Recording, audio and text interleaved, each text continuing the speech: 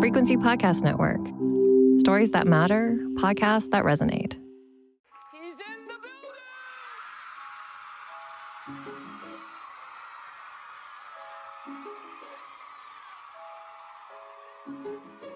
Drink the moment. Drink it. I said empty your mind. Coquettish and coy. Ow. Ow. What? There's people that are dying. The wickedly talented. More than great. It was historic. Crack is What? Oh, good for you. I have to apologize. One of the hottest. Hey, hotties, and welcome to The Reheat, a podcast that re-examines the hottest celebrity news and scandals of yesteryear and asks, how would we react to the same events if they transpired today? I'm your co-host, Sadaf Hassan. And I'm Sarah Sahagian. And this week, it's time for our extra hot holiday special. Here's how this works. Sadaf and I will be discussing our highlights of 2024, from our favorite celebrity scandals of the year to our best travel experiences. This is all the good stuff. So, Sadaf, let us begin with your favorite television series of 2024. If you had to recommend one series to watch from the last 12 months, what would it be? This is actually very hard for me because I have a few. But the number one that I'm going to say, because I feel like a lot of people are not watching it and I want everybody to be watching it, is From. So it's have you heard of From, Sarah? No, I haven't. There you Where go. can I watch Perfect. Okay, so it's on Paramount Plus, Okay. which is probably the first barrier for a lot of people. It's not this? Yeah, great, I don't but have that. I will say it's worth downloading. Here's kind of the general premise. A family is taking a road trip one day. While they're driving, they hit a tree that's landed in the middle of the road. When they try and drive out to try and get help, they end up finding themselves in this small town just at the edge of the border. And when they walk into this town, they quickly realize they can't get out of this town. And when it gets dark, strange things start to happen. And there's a lot of people there, but all those people have ended up in that town in the same way they did, and nobody can get out. And I'm keeping this the simplest way because I think the best way to watch this show is to just go in, not know anything. And it's very delicious. It's made by some of the creators of Lost. Do not let that steer you away. Let all the good things of Lost. They are in From. From is all the best things of Lost. And the lead is played by Harold Perrineau, who was also in Lost. And he is so wonderful, and I think he deserves so much more love and honestly maybe some awards consideration. He's just such an incredible actor, and he puts everything into this. Frankly, the entire cast is wonderful, but I devoured this show when I discovered it last year, a couple years ago. It's a few seasons in. It's like 10 episodes each season. You're going to love it. You're only going to need Paramount for a month so you can binge it. Trust me, it's so good. But I also have a couple of others I'm going to quickly mention, Sarah. Somebody Somewhere, which is on HBO or Crave if you're in Canada, is one of the loveliest, sweetest, most tender. I don't even want to call it a sitcom, really. It's a dramedy, but it's about friendship. Highly recommend. And then another Paramount Plus show called Evil, which is so good. I loved it so deeply. It's by the creators of The Good Wife, and I've never seen anything like it before. It actually just wrapped up, so it's a perfect time to start watching over the holidays. It kind of examines the intersection between religion and horror, which is really, really cool. And there's a great love story in the middle of it. There's a family story in the middle of it. It's just phenomenal. Okay, I'm done my spiel. Sarah, what about you? Oh, those are great recommendations. Okay. So I'm going to start with my favorite holiday watch of the year, which is Black Doves on Netflix. Ooh. So Keira Knightley stars as a working mom who's just trying to make it to Christmas. The only thing is she is married to the UK's Minister of Defense, and her job that she works at is espionage. So Yikes. I actually found it to be very relatable content. She's really harried. She's trying to get her kids to their Christmas concert. She's trying to finish the Christmas shopping. She wants them to do their advent calendars, but she also has to deal with assassins coming to kill her. She has to figure out who murdered her secret lover and whether or not he might have been a spy. So there's a lot of intrigue. But I do want to emphasize it's funny and quite relatable because every working parent feels like they are doing something like Keira Knightley, the super spy, is doing over the holidays, just trying to get your work done and get the shopping done by the 25th. That is what being a working parent in December feels like. It's the vibe. I love that so much, and I haven't seen anybody else use that spiel to sell this show, which says so much. It's so relatable. Who would have thought? I'm halfway through the season, and I see exactly what Sarah is saying. There is a scene where assassins have come to kill Keira Knightley, and I'm not going to give too many things away, but it's a spy drama, so that's like obviously par for the course. And her kids call at that moment, right? And they're bugging her, and that is so relatable to any working parent at the holidays, because she's like, okay, you just gotta go, I'm working, I'm bye, I love you. And she just sort of like shouts at her children to go back to bed and then screams she loves them.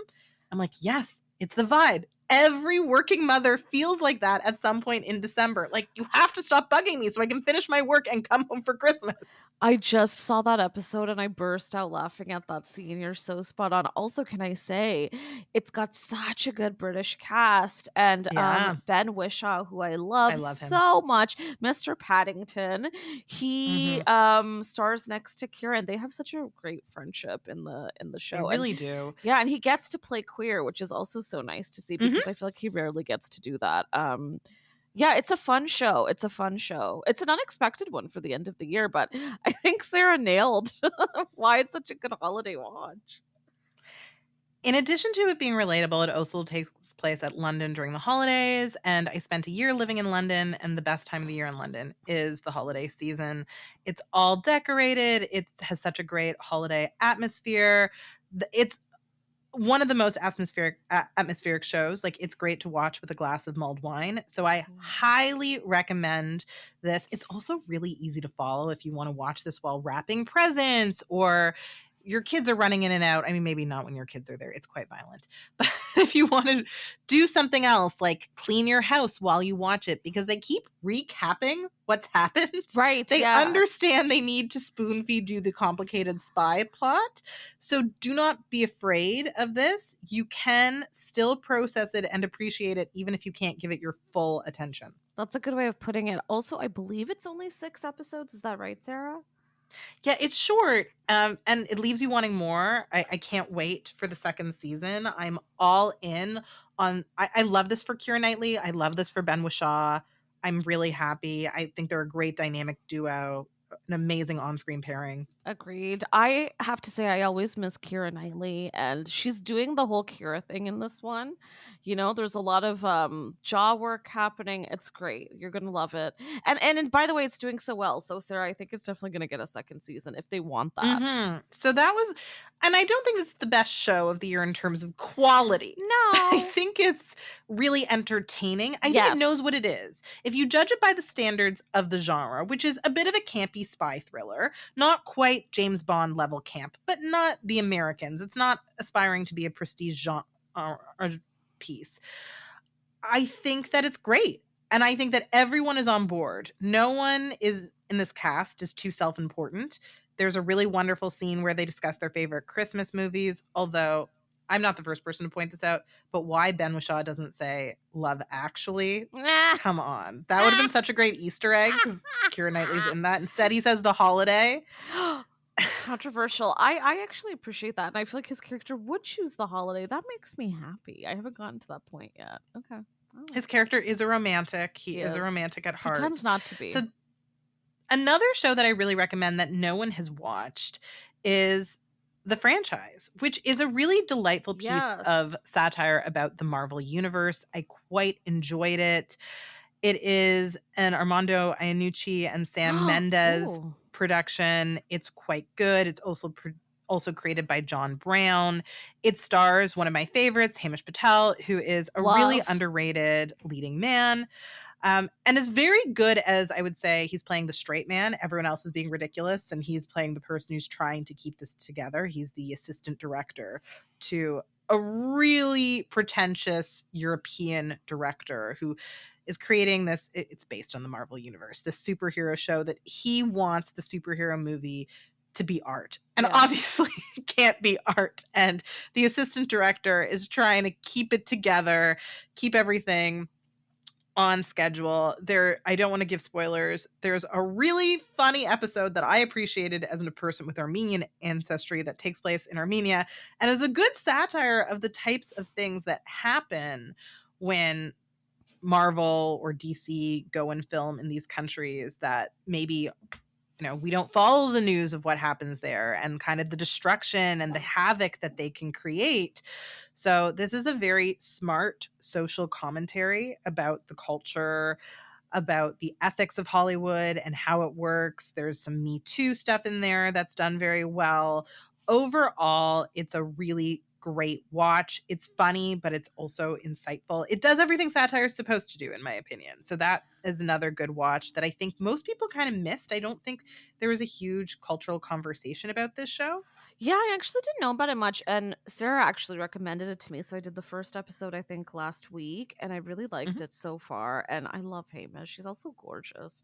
Another great cast. I'm fully in. I love shows and movies about what the movie and TV world are like behind the scenes. I don't know.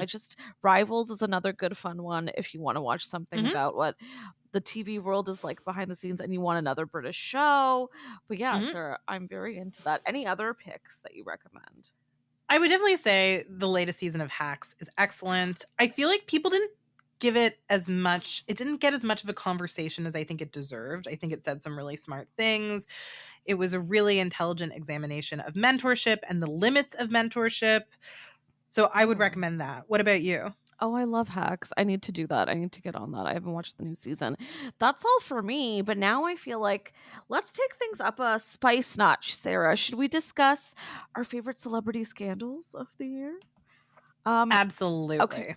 Beautiful. Okay, so if you had to choose one, what would you suggest? Okay, so if I had to choose just one, and I don't know if I'm taking this from you because we actually didn't reveal to each other what our choices would be. We did it. But We let's didn't. hear it.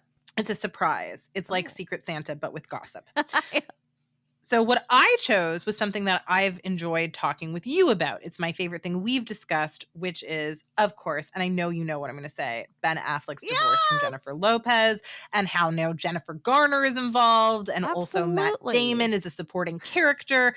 There's just so much going on. I'm obsessed with it. Of course, we both have this one because, listen, Sarah and I love talking about nothing better. And Sarah, I particularly love talking about how much I love Ben Affleck to you, because I love seeing the side eye that you hit me with. And also, because this is the saga that's just ever ongoing. And it's kind of it's a little bit of what we kicked off the reheat with. So I'm always just going to be glued into it. I do think that Ben and Jen will never stop sleeping together. So this will be the scandal of our times. But I have a second one, that a runner-up scandal, dare I say, that we did talk about on the show. And I forgot how juicy I found it. But all of the drama around the movie It Ends With Us, I actually found it was very delicious. So just a little bit of catch up for anybody who doesn't know or who doesn't remember. But producer, star Blake Lively seemed to have a bit of tension with star and director Justin Baldoni, but we still don't really know what happened there. Even this movie did massive at the box office. Of course, it's based on a Colleen Hoover book. And there's a sequel, but it seems like they're not even going to go ahead with the sequel with Blake and Justin, which is kind of insane to me because that's saying no to a massive check. Also quite a lot of publicity and celebrity. I still refuse to accept that they're not going to do it. And I thought I would hate this movie and I didn't mind it. I thought it wasn't bad and I thought it was a decent portrait of what domestic violence is like. But yeah, there was Ryan Reynolds seemed to kind of be involved because he rewrote a bit of the script. And I don't know. There were so many players. Jenny Slate, even I still don't know what happened. And I need answers. Those are the ones that always kill me. You know, with Ben and Jen, we can kind of fill in the blanks. But with It Ends With Us, we're never going to know. I know. It's kind of, and I guess, I mean, this is a joke, so please take this in good fun. It's kind of like the Who Shot JFK of our generation. We'll just never know. we'll just never know exactly what There you happened and go. who's at fault. And it's kind of you get a vibe test from people. Like, whose Yeah. vibe do you like better based on who do you think is probably more in the wrong here? I tend to believe that this is a situation where no one behaved perfectly. But Mm. after assessing the information, to me, it really does seem like Justin Baldoni wasn't trying to body shame Oh, no, I Blake don't Lively think when he so. asked her how much she weighed. I think he really just wanted to protect his back because he has a back injury. And I think that seemed to be a really seminal moment in the feud that really kicked a lot of the stuff off, So this where was a she felt piece body of it. shamed. Right. Yeah, exactly. And then the other side of it was that, well, if Ryan was rewriting a bit of the script, then Yeah. he and Blake were taking over. And there is a whole bit of this where Ryan and Blake are trying to branch out and build a more of an empire together. And a lot of that seems Yes. to be involved in producing. And you can actually listen to the episode we did on Ryan where we dig into that a little bit more. But yeah, it's hard to say because there's so many potential answers. Justin Baldoni also gives me the ick a little bit, although what a gorgeous man. So I don't know, but that's not enough of a reason to say that he did anything here. My gut also is with you, Sarah. I don't think he's the culprit. But it is a little strange that everybody in the cast, including Colleen Hoover, I think the rumor was that they didn't follow him or they unfollowed him online and they were not Yeah. talking about him. They all seem to be taking Blake's side, which I also think, that says something. So I don't really know. Yeah. They all I sound mean, shady. Yeah, it does. Here's the thing. Okay. Here's the thing about Blake. She kind of tried to make this into a feminist moment, right? Like, I'm saying no to the man who's in charge. She and her husband have a lot more power and a lot more money than Justin Baldoni. He kind of like, he took a chance by buying the rights to this book and cast himself. Like, I don't think in this case there was a power imbalance, really. A. And B, I just, after having seen that clip that went viral of her being so rude to that Scandinavian journalist, it reminded me that she very recently, once Woody Allen was already disgraced, decided to be in a Woody Allen movie. Oh, yeah. So it's just interesting that she was trying to frame this as like a feminist issue, like, you've got to be on my side for feminism.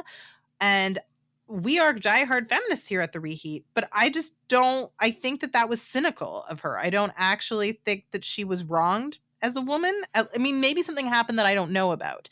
But if it did, I actually don't think Blake would be secretive about it. I think she would Yes. tell you what Justin did if he actually did something truly objectionable. I do believe that. I think you're so right on. I think maybe even what happened could be a tiny thing and then, it blew up from there. But I also have to say I was a true Blake fan before all of this. And now I'm coming correct. I've changed my ways. She's given me the ick now too. So you know what? There you go. One less fan, okay, Ryan and Blake. Ryan, who I can't stand anymore. My God. I can't stand him. No. And you Will can you listen to still more of see Orange. A Simple Favor 2? God, of course. Yeah, God that's a damn it. great franchise. It's a great franchise, and she was wonderful in the first one. I seriously feel that way. She was also so hot. And I love a woman in a suit. So yes. The answer is yes. The fashion in that movie was truly outstanding. Like, that costume designer should have been nominated for an Oscar. It was really good. Sarah, on that note, should we take a quick break? Okay. Let's do. We'll be right back.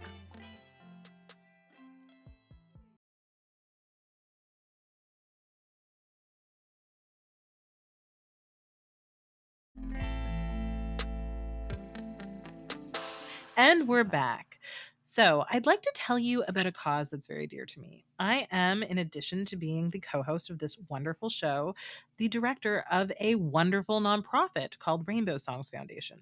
Our team provides high-quality music classes and music therapy to families, children, and youth living in shelters in the Greater Toronto Area. So, this year we are providing hundreds of music classes and music therapy sessions, from teaching kids to play their favorite Taylor Swift songs on the piano to teaching toddlers to sing The Wheels on the Bus.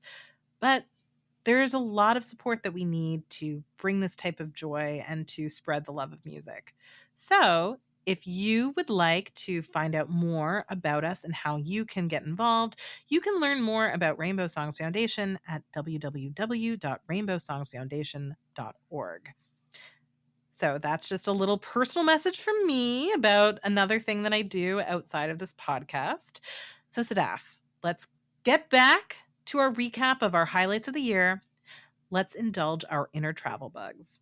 Avid traveler that you are, what was your favorite trip of 2024? Well, I also just want to say Sarah does such amazing work, and please do check that out. I second that.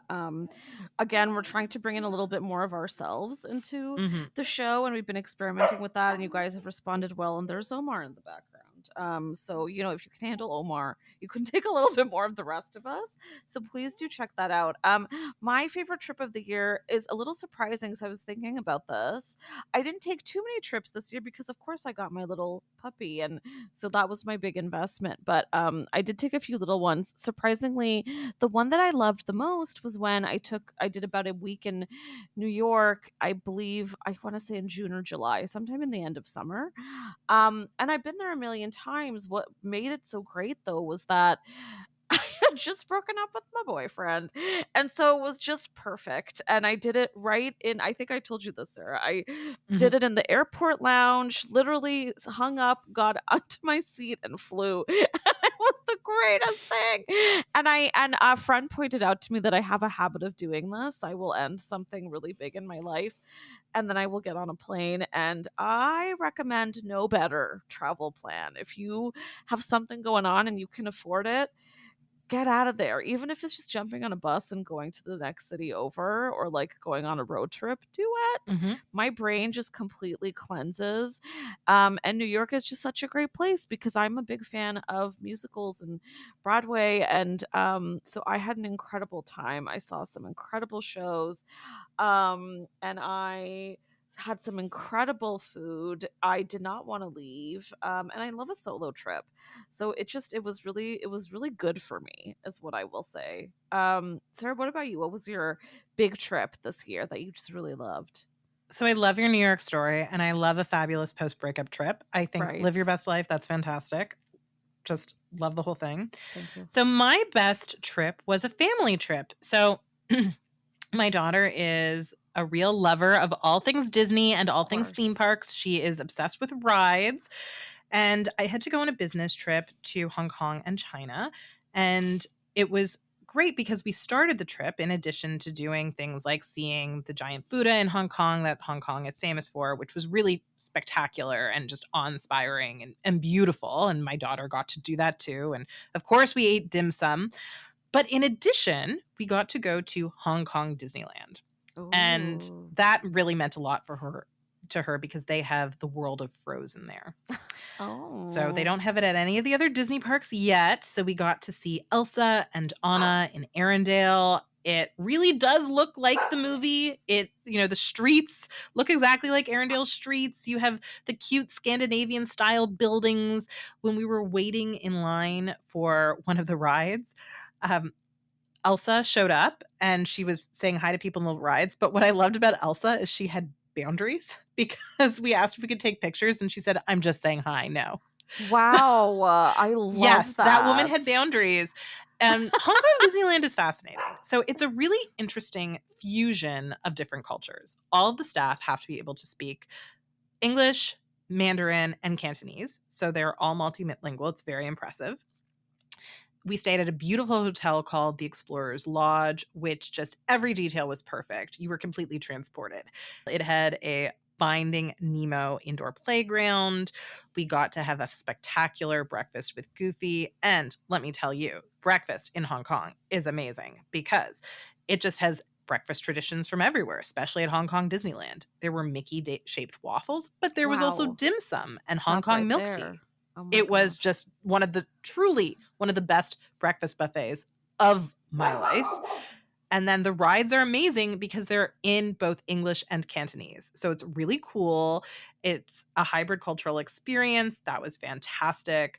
I would say, their version of Space Mountain is a lot of fun and it's Star Wars themed. There are also a few Toy Story rides, which you would really love, Sadaf. Of course. And there is this cult favorite ride called Mystic Manor, which, if you know Disney in North America, it's their version of the Haunted Mansion. And it's supposed to be this mansion that belonged to an explorer and his kind of naughty monkey. and you go on this ride through all of his artifacts that he's taken from various places, but it's haunted. And at one point, you almost get killed by a sword. It's scary, but in a fun way. So the other thing I really appreciated about Hong Kong Disneyland is, compared to a North American Disney park, it is very leisurely because it doesn't open until 10:30 a.m. So any mom who has had to wake up at 6 a.m.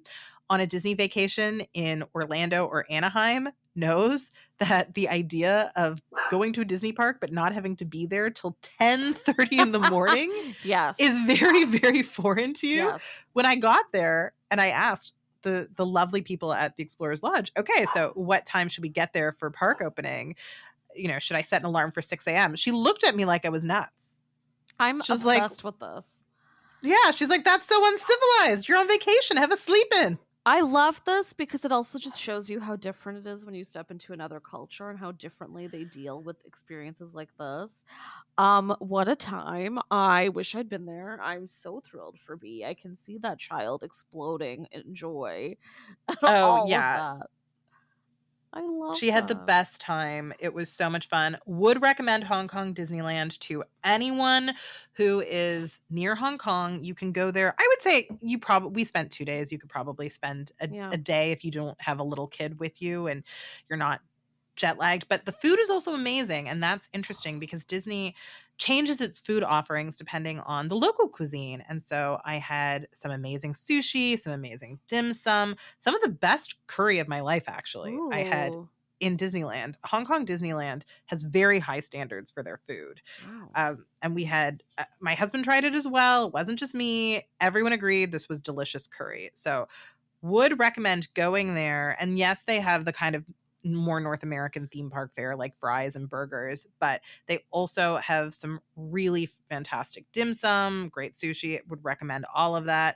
It is, as you said, so interesting to see how different places put their spin on things that we're very familiar with. So I'd been to North American Disney parks many times before, and it was a real thrill to get to see just the way Hong Kong did it. And I have to say, their castle, which belongs to all of the princesses, it is a shared castle, is architecturally fascinating because it shares inspiration from Mulan, from Rapunzel and Tangled, from Cinderella, from all of the princesses you know and love.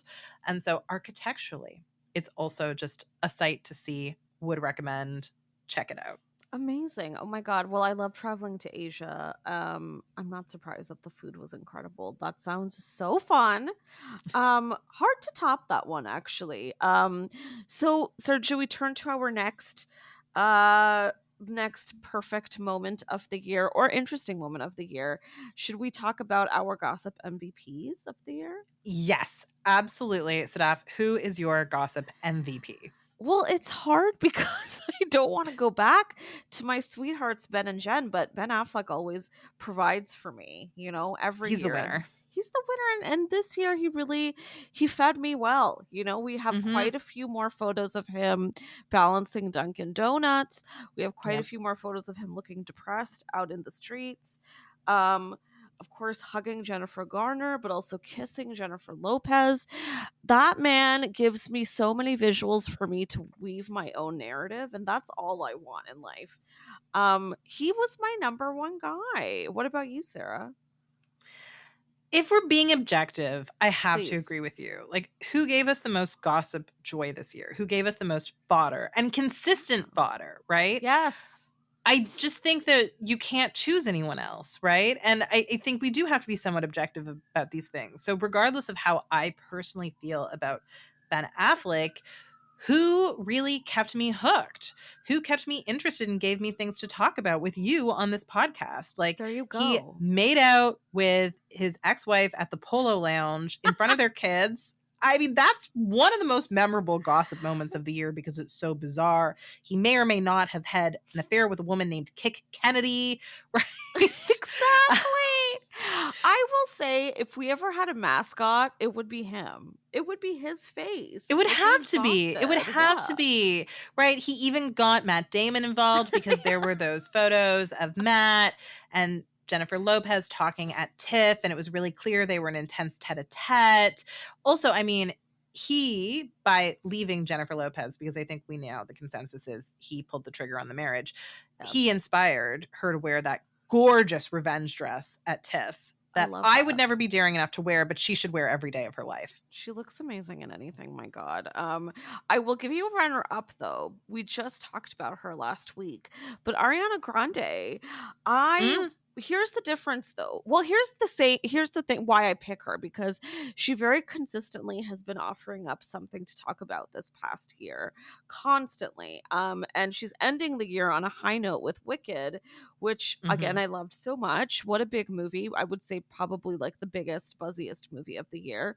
But she's kept things going with her music, plus the controversy over her body, and then also the ethnicity role play that I talked about last week. She's always got something going on, and she kind of fuels it very well. However, I find the controversies around her a little depressing. Whereas with Ben Affleck, it all just gives me a smile, you know? So that's why she gets the runner-up slot. But definitely I would say up there in terms of how often I found myself being like, oh, what's Ariana up to today? Another person I'm going to put up here is I'm going to put Chappell Roan, because good. She just had such a meteoric rise, right? So she gave us a lot to talk about simply because a lot of people didn't know who she was. So we got to explain to people who were just discovering her who she was, what her music meant to people, what her fandom was like. So that was a good conversation. And then she kind of rebelled against being famous, which created an interesting debate over what we should expect from celebrities and what they rightly give up when they become famous. Is she right to ask for the boundaries she's asking for, or were they unreasonable? We discussed this on an earlier episode. I actually feel like when you're famous, no, you shouldn't be stalked. That's obviously wrong. You should never be threatened. People should respect your physical boundaries. They shouldn't touch you without consent. But one of the things she was taking issue with was people like yelling her name out of their cars because they were excited to see her. Stuff like that. I feel like that's the price of admission if you want to be famous. You have to accept that people love you and have a parasocial relationship with you. I agree. I think that's the tough part with all of it. And she's in an interesting era right now, because I feel like a lot of these new young female pop stars are trying to figure out that balance, but it's very, very hard. And we've said this before, you kind of just said it, that if you don't want that, you don't got to go sign a massive record deal and do all these events and be on TV, be doing all of these specials. It's just not, you don't have to take that road. But I also sympathize with her, because I do think that unfortunately a lot of people tend to, again, we've talked about this so many times, but they tend to feel like they have a relationship, parasocial relationship with some stars. And I think she's a really big one for that, because she is queer, and because she talked so openly about what her coming out process was like, and falling in love with a woman for the first time, and what that was like. And her album is so essential when it comes to that. So it's tricky. I will say though, God, I love that album. I love it so much. She's so wonderful. I hope I get to see her live one day soon. What a star, what a performer. I just love her so much in terms of that side of it all. Yeah. And she gets people talking. I appreciate her existence as a celebrity because she has made the culture more interesting. She really livened things up. I mean, she gave us a new huge female pop star, and we hadn't had a new female pop star who everyone knew about in a couple years, right? We hadn't had anyone break that big in a couple years. And so it's just kind of fun. It's fun, right? It's fun. I like a lot of Taylor Swift songs, and of course I love a lot of Beyonce songs and Ariana Grande songs, but it's just nice to have new people, right? And so I like that she's getting bigger. I like that Olivia Rodrigo is getting even bigger than she was before. It's nice to see new blood, for lack of a better term. Yeah, I'll throw in Sabrina Carpenter there too. She's also having a really good moment. Yeah, Sabrina's definitely had a moment. It's interesting to see Sabrina because I feel like she's going the route of being an even raunchier Katy Perry, and I feel like Chappell Roan is the new Lady Gaga. Oh, those are some solid comparisons, Sarah. Phenomenal. Sabrina is so interesting in that way, because she also does have like she's got a bit of a country twang. Mhm. that I love seeing come out. But then, yeah, you're right. She kind of, the way she uses sex in all of her imagery and on stage does remind me of Katy Perry, actually. I hope that Sabrina has more lasting power. I feel like she will, just because I do think she's a bit more talented. I say that as someone who's Yeah. really enjoyed Katy over the years.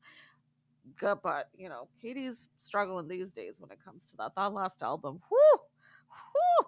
Yeah. I mean, I think Katy Perry eventually sold out to become a glorified children's performer.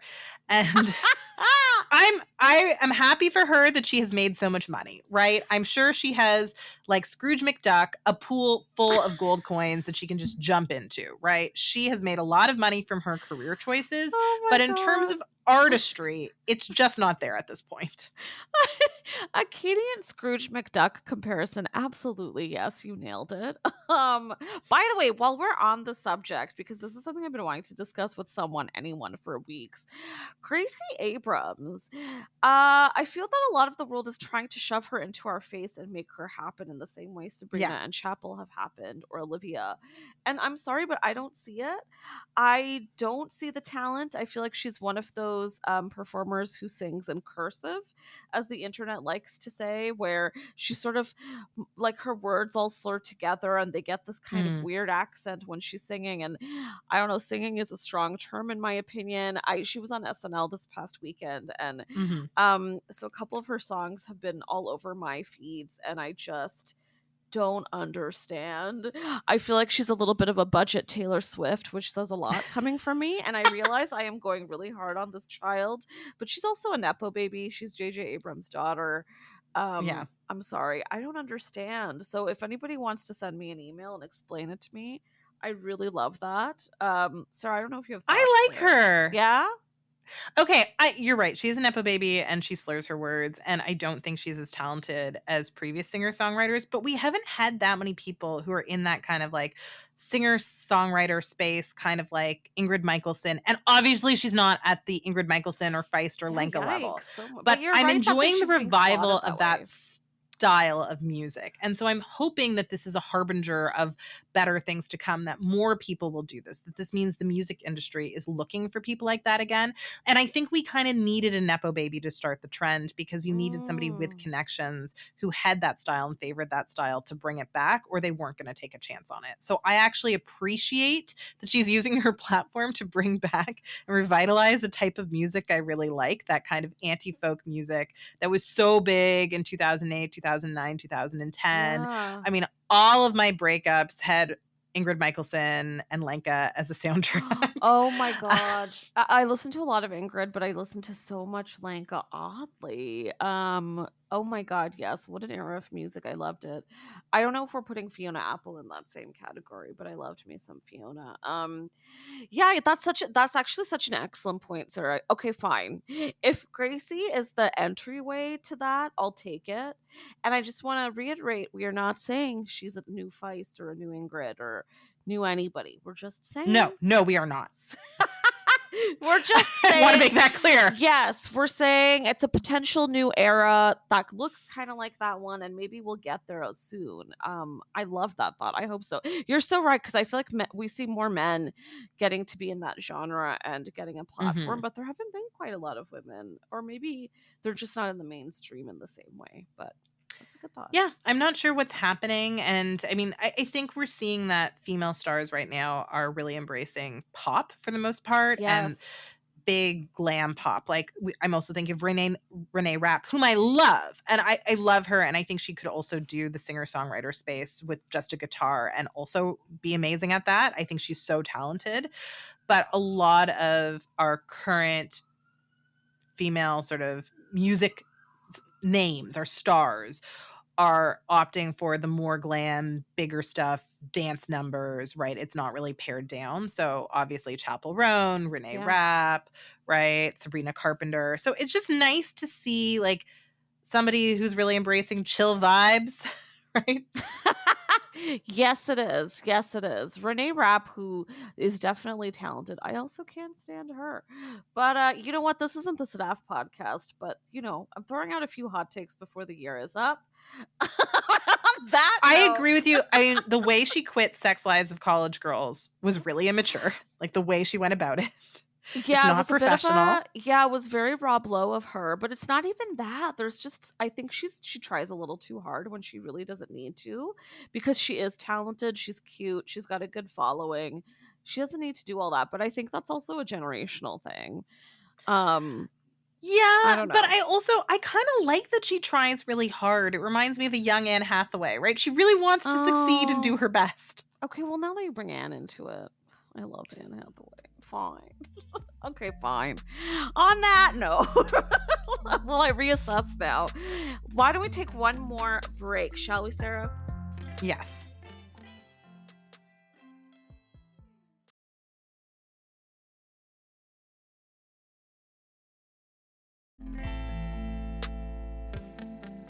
And we are back. So I think it's time to talk about what we're looking forward to next year. What's a scandal you predict might unfold in 2025? Here we get to put on our psychic hats and try to predict the future. So I'm going to call the segment Foresight is 2025. Sadaf, Love I it. want to hear your prediction first. So what is it? Okay, well, first of all, I love Foresight is 2025. My prediction is kind of maybe it's cheating a little bit because it's trailing off from something that happened this year, but I am just really keen to see the fallout from the Diddy investigation and arrest. I think what's happening there is endlessly fascinating, and it just tastes so much like justice, which I'm so happy to see for Cassie and for all the other victims. And it's seeming like there is a long list. We just saw in the last few weeks Jay-Z get embroiled in this a little bit. Allegedly, gonna throw an allegedly there, whether he was actually involved in all of this or not. You can look that up if you want a little more info.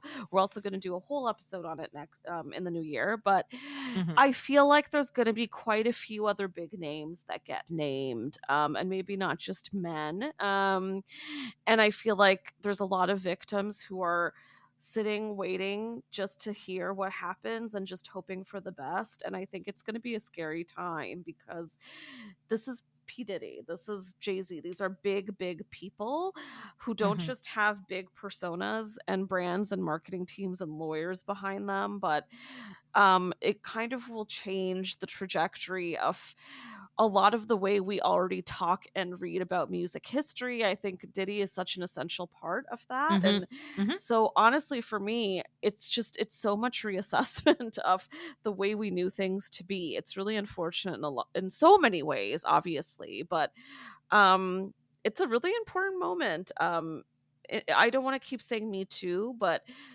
certainly in the drop off from that, there's still good moments happening. There are still reckonings happening, and this one's one that I think is so insanely overdue. Sarah, what do you think about all that? Yeah. Yeah, I mean, I am excited for us to do this episode because it's created so many conversations that needed to happen and still need to happen. So I think it's really important that the reckoning continues. And Me Too, I mean, I know it's become loaded, but the original goal of Me Too, which was to start conversations that needed to happen, still remains relevant. And so Tarana Burke, when she tweeted Me Too, that was important. And I think we need to respect that moment and honor that with having a continuous dialogue. So I think I'm going to be watching this very closely, just like you are. So I agree with you. That's something I'm going to be watching in 2025. My thing that I think I'm going to be watching out for in 2025, that's a little less serious, but I do think might happen. And I do think might be treated like a scandal, even though there's not really essentially anything scandalous about it, is I do think this might be the year when Kim Kardashian announces her intention to run for office. Oh, God bless you. Now, see, I love the way that Sarah just turned that around into something so much fun and lighthearted. Yes, absolutely. God, I pray. You know, you listeners know we love our Kimmy, and I love my Kimmy, and I want everything for her that she wants in life. However, I fear the way that people will treat her if she does ever actually run. I could see her running for governor of California in 2026. I think and I don't love this about her, but I do think she's going to be a Republican. But I think she'll be a California Republican. So usually they're more socially liberal, even though they are still fiscally conservative. So I think she's going to run at some point in her career. I do think this is why she pivoted to do more with law and social justice and changed her image. And say what you will about the woman, but her activism has been pretty effective. She has gotten people out of prison who shouldn't have been there. She has done a lot. So while I would not vote for her, I don't think she necessarily has the credentials they usually look for. I don't think if she ran, it would be scandalous, right? I think somebody like Ronald Reagan, really, I mean, don't at me, had much less business running for governor of California, had done much less for California really, than she will if she runs for governor. I could also see her running for Congress. I could see her running for Senate. I'm not entirely sure what her entry point into politics will be, but I believe she will run for office at some point. And I believe when it happens, it will be treated as a scandal by people for some reason, even though like so many sketchier people run for office. Dr. Oz tried to be a senator, people. Dr. Oz. I mean, my God, absolutely. I also, this is one of my favorite Sarah Sahagian theories. I love it so much. I've always thought that it might take a little longer, but you're actually right, because she's also so quote unquote good, very keen on always knowing how to keep her star in the same place that it is, which is very high up. So and I think the Kardashians are not quite where they were a couple of years ago, so I can see her doing it sooner than I would have thought. That's a really good point. Especially with the Kanye of it all a little bit more in the shadows now. Yeah. I also fear that we are headed towards a even darker place with Kanye in the new year. So it's interesting if we do end up having that very opposing parallel with the two of them. Because he won't ever really be away from her in terms of her actual history and her persona and her branding. But I love this theory, Sarah. I knock on wood because, again, I love her and I want her to be safe. And by that, I mean away from all of the nastiness that people love to throw her way. But, you know, it's as we say, if you want to put yourself in the spotlight, that means you're asking for it a little bit when it comes to getting the criticism. So I don't know. Yeah, the criticism. I mean, obviously, what's happening with Kanye and what he did to her is domestic abuse. Like, that's not okay. And I hope that that doesn't happen to her. But I feel like Kim Kardashian is one of those people who can weather the criticism well because, and I don't mean this critically, I think she's a celebrity who unambiguously enjoys attention. I think she's honest about it. And so I feel like the criticism isn't as hard for her to weather as it might be for other people who don't really understand the bargain you make when you become a celebrity, which is you get positive attention, but also negative attention. Yeah. I completely agree with you. I love this one, Sarah. Thank you so much. And on that note, is that a wrap on 2024? I think that's a wrap of 2024. I have enjoyed so much doing this podcast with you. This has been a highlight of the year for me, and I'm so glad that we got to do this special for our listeners. It's so mutual. We'll do it again next year. There will be a next year. We're only taking 1 week off because that's how much we love doing this. Absolutely. One little Christmas break, and we'll be right back at you with a whole bunch of new episodes. Sarah, I love doing this with you. Thank you for letting me yell my crazy opinions. And also for anytime. And thank you for letting me yell my crazy critiques of everything from Disney corporate culture to your favorite Ben Affleck. Of course. Well, let me just say a big thank you to our talented editor, Evan Wexler. And also I want to say a big thank you to a lot of the folks at the Frequency team who we worked with throughout the year and also in the initial years of the Reheat. We adore you so much, and we miss you. We have also so enjoyed hanging out with all of you listeners this year. You make the Reheat what it is, so thank you so much. And hey, if you have suggestions for who you'd like us to cover in the new year, let us know anytime. Email us. And remember, you can listen to the Reheat for free on the Seeker app. You can also find the show on the Frequency Podcast Network or wherever you get your podcasts. If you want to hear more from me, you can find me at _Stephason. Sarah, for the millionth time, where can our listeners find you? Listeners can find me on Instagram at Sahagian Sarah. So a flip of my name. don't know Okay, why that and makes if me you laugh liked this every time. podcast, please rate, review, and subscribe so other listeners can find us too. And if you would like us to keep growing in 2025, we would love for you to support us on Patreon at patreon.com/thereheat, where we've got some goods in store for you. Thanks for listening. Happy holidays!